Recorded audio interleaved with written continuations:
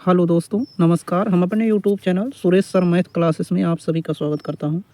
हम आज विज्ञान के कुछ महत्वपूर्ण टॉप 20 क्वेश्चन करेंगे, ऑप्शन सहित देखेंगे। पहला है कार्य का मात्रक क्या है। तो 4 ऑप्शन दिया गया है। पहला है जूल, दूसरा है न्यूटन, तीसरा है वाट और चौथा ऑप्शन है डाइन। तो कौन सा सही है? तो कार्य का मात्रक क्या होता है? तो जूल होता है। कार्य का मात्रक क्या है? जूल है।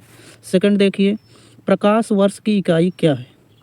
तो पहला ऑप्शन है दूरी की, दूसरा है समय की, तीसरा है प्रकाश तीव्रता की, चौथा है द्रव्यमान की। तो कौन सा ऑप्शन सही है? प्रकाश वर्ष किसका है? दूरी का। तो पहला ऑप्शन सही है। नेक्स्ट, एम्पियर का मात्रक क्या है। तो एम्पियर का मात्रक क्या है आप सभी को बताना है। पहला ऑप्शन है प्रकाश तीव्रता का, विद्युत आवेश का, विद्युत धारा का कि चुंबकीय क्षेत्र का। तो तीसरे का क्या सही हो जाएगा? तो विद्युत धारा का मात्रक है। विद्युत धारा एम्पियर का मात्रक है। अब चलिए आगे देखते हैं। चौथा है निम्नलिखित में से समय का मात्रक नहीं है। तो आपको प्रश्न अच्छी तरह से पढ़ लेना चाहिए कि समय का मात्रक नहीं है पूछ रहा है। तो क्या हो जाएगा? पहला ऑप्शन है अधिवर्ष, चंद्रमास, प्रकाश वर्ष और इनमें से कोई नहीं। तो अधिवर्ष समय का मात्रक है, चंद्रमास भी समय का मात्रक है। तो इनमें से प्रकाश वर्ष जो है दूरी का मात्रक है, ये ही समय का मात्रक नहीं है। अब चलिए नेक्स्ट प्रश्न पाँचवा देखिए। पारसेक इकाई, पारसेक की इकाई क्या है। तो पारसेक की इकाई क्या है आपको बताना है। दूरी की है कि समय की कि प्रकाश की चमक की कि चुंबकीय बल की। तो पारसेक की इकाई क्या है? ये दूरी की है। पहला ऑप्शन सही हो जाएगा। नेक्स्ट देखिए, निम्नलिखित में से कौन सा एक सुमेलित नहीं है। आप सभी लोगों को एक एग्जाम में काम आएगा तरीका कि प्रश्न को अच्छी तरह से भली भांत तरीके से पढ़ लेना चाहिए। नहीं पूछ रहा है कि हाँ पूछ रहा है। चलिए देखते हैं। तो पहला ऑप्शन है डेसिबल, ध्वनि की प्रबलता की इकाई, अश्वशक्ति, शक्ति की इकाई। तीसरा है ऑप्शन समुद्री मील, दूरी की इकाई। डी है सेल्सियस, ऊष्मा की इकाई। तो कौन सा आंसर सही हो जाएगा? छ का। तो डेसिबल जो है ध्वनि की प्रबलता की इकाई, ये तो सही है। अश्वशक्ति शक्ति की इकाई, ये भी सही है। समुद्री मील किसकी होती है? दूरी की। सेल्सियस ऊष्मा की इकाई, यही गलत है। तो हमारा ऑप्शन हो जाएगा यही सुमेलित नहीं है, डी वाला। चलिए नेक्स्ट आगे देखिए। सातवां क्वेश्चन है ल्यूमेन किसका मात्रक है। हाँ, तो क्या है ल्यूमेन किसका मात्रक है? पहला ऑप्शन है ज्योति तीव्रता का, बी है ज्योति फ्लक्स का, सी ऑप्शन है ए व बी दोनों, इनमें से कोई नहीं। तो ल्यूमेन किसका मात्रक है? तो 7 का आंसर क्या हो जाएगा? बी। कौन सा हो गया? बी, ज्योति फ्लक्स का। आगे आगे देखिए नेक्स्ट, दाब का मात्रक क्या है। तो पहला है पास्कल, डाइन, अर्ग, जूल। तो दाब का मात्रक कौन सा हो जाएगा? Pascal, answer option A. Next है कैंडेला का मात्रक क्या है। कैंडेला, पहला ऑप्शन ज्योति फ्लक्स, ज्योति प्रभाव, ज्योति दाब, ज्योति तीव्रता। 9 का ऑप्शन क्या सही हो जाएगा? डी, ज्योति तीव्रता का मात्रक है। चलिए 10वां क्वेश्चन है यंग प्रत्यास्था गुणांक का एसआई मात्रक क्या है। तो पहला ऑप्शन है डाइन प्रति सेंटीमीटर, न्यूटन प्रति metre, newton metre square, metre square प्रति सेकंड। तो इसका एसआई मात्रक क्या हो जाएगा? तो 10वें का ऑप्शन सी सही होगा। तो क्या है? न्यूटन प्रति मीटर स्क्वायर सही हो जाएगा। नेक्स्ट है 11वां क्वेश्चन, निम्नलिखित युग्मों में से किन भौतिक राशियों के समान विमीय सूत्र नहीं है। ये सभी क्वेश्चन आरआरबी द्वारा प्रीवियस ईयर में जो पूछे गए हैं उन्हीं के सभी क्वेश्चन हैं। भौतिक राशियों के समान विमीय सूत्र नहीं है, कौन सा पूछ रहा है। तो पहला ऑप्शन है बल एवं दाब का, कार्य एवं ऊर्जा का, आवेश आवेग एवं संवेग।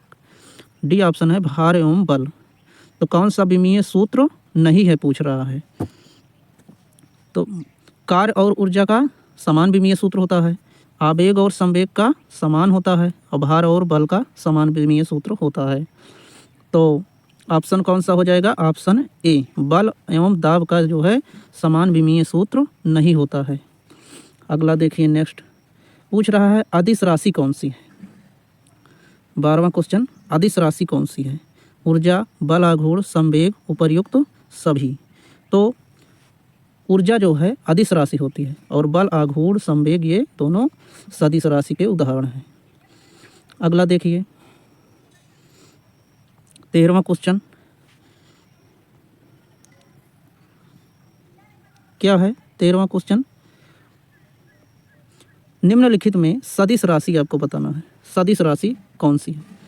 तो वेग, द्रव्यमान, समय, लंबाई। तो इसमें से सदिश राशि क्या हो जाएगी? ऑप्शन ए नंबर सही हो जाएगा। चलिए नेक्स्ट 14वां नंबर क्वेश्चन, पदार्थ के संवेग और वेग के अनुपात से कौन सी भौतिक राशि प्राप्त की जाती है? इससे कठिन प्रश्न है और ये बीपीएससी 2002 में पूछा गया प्रश्न है। संवेग और वेग के अनुपात से कौन सी भौतिक राशि प्राप्त की जाती है, ये बताना है। पहला ऑप्शन है वेग, दूसरा है त्वरण, द्रव्यमान और बल। तो इसका क्या सही हो जाएगा?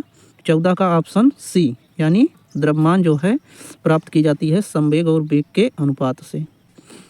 अगला नेक्स्ट 15वां क्वेश्चन है, शून्य में स्वतंत्र रूप से, पहले आप सभी लोग प्रश्न को ध्यान से पढ़ें, शून्य में कह रहा है और स्वतंत्र रूप से गिरने वाली वस्तुओं का समान गति होती है, समान वेग होता है, समान त्वरण होता है, समान बल होता है।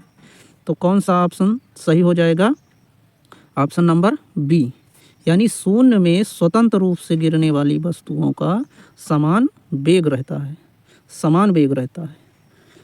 चलिए हम आगे नेक्स्ट देखते हैं।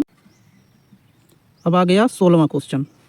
4 क्वेश्चन बचे हैं, 20 क्वेश्चन, टॉप 20 क्वेश्चन हम रोज डेली देखेंगे। तो 16वां क्वेश्चन है, ये आंकिक संबंधित है। जब 2 किलोग्राम वाले द्रव्यमान पर 5 न्यूटन का बल लगाया जाता है तो उत्पन्न होने वाला त्वरण क्या होगा? ये सवाल है फिजिक्स का। तो इसमें जो है न्यूटन के दूसरा नियम देखिए क्या होता है। 16वां नंबर क्वेश्चन है। तो दूसरा नियम क्या होता है? F = ma है। तो आपको पूछा जा रहा है, त्वरण को पूछा जा रहा है और बल और द्रव्यमान दिया हुआ है। तो आप लोग इस तरह कर लिए पक्षांतर, A = यानी त्वरण = F बल अपान द्रव्यमान मास, F मान मास। तो क्या हो जाएगा? रखिए मान, बल कितना दिया हुआ है? 5 न्यूटन का, तो 5 लिख दीजिए बटे द्रव्यमान कितना है? 2। इसको भाग करिए, क्या आएगा? 2.2 दूनी 4 दशमलव लगाइए, 2 पंचे 10, 2.5 मीटर प्रति सेकंड स्क्वायर, मीटर प्रति सेकंड स्क्वायर हो जाएगा। तो कौन सा ऑप्शन सही हो जाएगा? ऑप्शन नंबर ए, 2.5 मीटर पर सेकंड स्क्वायर। त्वरण का मात्रक मीटर पर सेकंड स्क्वायर होता है, तो ऑप्शन नंबर ए सही हो जाएगा। चलिए नेक्स्ट, अब 17वां क्वेश्चन है, किसी भी स्थिर या गतिशील वस्तु की स्थिति और दिशा में तब तक कोई परिवर्तन नहीं होता जब तक उस पर कोई बाह्य बल सक्रिय ना हो। तो यह परिभाषा न्यूटन के किस नियम का परिभाषा है? तो क्या कह रहा है प्रश्न में? किसी भी स्थिर या गतिशील वस्तु की स्थिति, जैसे आप एक कलम ले लीजिए, उसकी स्थिति और दिशा में तब तक कोई परिवर्तन नहीं होता, कहा जा रहा है नियम, जब तक उसमें कोई बाह्य बल सक्रिय। यानी यह नियम किसका है? न्यूटन के गति विषयक प्रथम नियम की परिभाषा दी गई है। तो सही हो जाएगा कौन सा? ऑप्शन नंबर ए, प्रथम नियम है, जब तक कि उसमें कोई बाह्य बल न लगाया जाए। तो ये न्यूटन का प्रथम नियम का उदाहरण है। चलिए नेक्स्ट 18वां क्वेश्चन है, रॉकेट किसके सिद्धांत पर कार्य करता है? आप सभी लोगों ने सुना होगा रॉकेट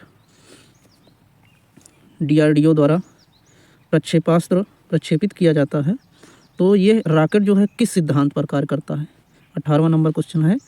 तो पहला ऑप्शन है ऊर्जा संरक्षण, दूसरा बर्नौली प्रमेय, एवोगाद्रो परिकल्पना, संवेग संरक्षण।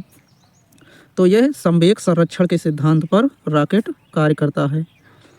चलिए नेक्स्ट देखिए। चलिए 19वां क्वेश्चन है, अश्व यदि एकाएक चलना प्रारंभ कर दे तो अश्वारोही के गिरने की आशंका का कारण क्या है? तो पहला ऑप्शन है जड़त्वाघूर्ण के कारण, द्रव्यमान के संरक्षण के कारण, विश्राम जड़त्व के कारण कि गति का तीसरा नियम के कारण। तो क्या सही हो जाएगा? विश्राम जड़त्व के कारण। ऑप्शन नंबर सी सही हो जाएगा।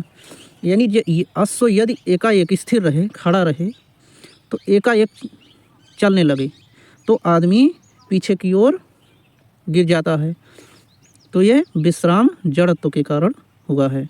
तो ऑप्शन सी सही हो जाएगा। 20वां क्वेश्चन और लास्ट क्वेश्चन है, चलती हुई बस जब अचानक ब्रेक लगाती है तो उसमें बैठे हुए यात्री आगे की दिशा में यानी आगे की ओर झुक जाते हैं। तो ये किसके द्वारा समझाया जा सकता है? यानी ये किस नियम का पालन हो रहा है इसमें? तो न्यूटन के पहले नियम के कारण ये चलती हुई बस अचानक ब्रेक लगाने पर यात्री लोग आगे की ओर गिर पड़ते हैं। तो ये न्यूटन का पहला नियम है। आप सभी लोगों को प्रश्न का उत्तर देना है, बल का गुणनफल क्या है? तो ये 4 ऑप्शन दिए हुए हैं। आप सभी लोगों को कमेंट बॉक्स में लिखना है कौन सा सही है। तो आप सभी लोगों को ये वीडियो अच्छी लगी हो तो लाइक कमेंट शेयर ज़रूर करिएगा। बहुत बहुत धन्यवाद। चलिए हम नेक्स्ट वीडियो में मिलते हैं।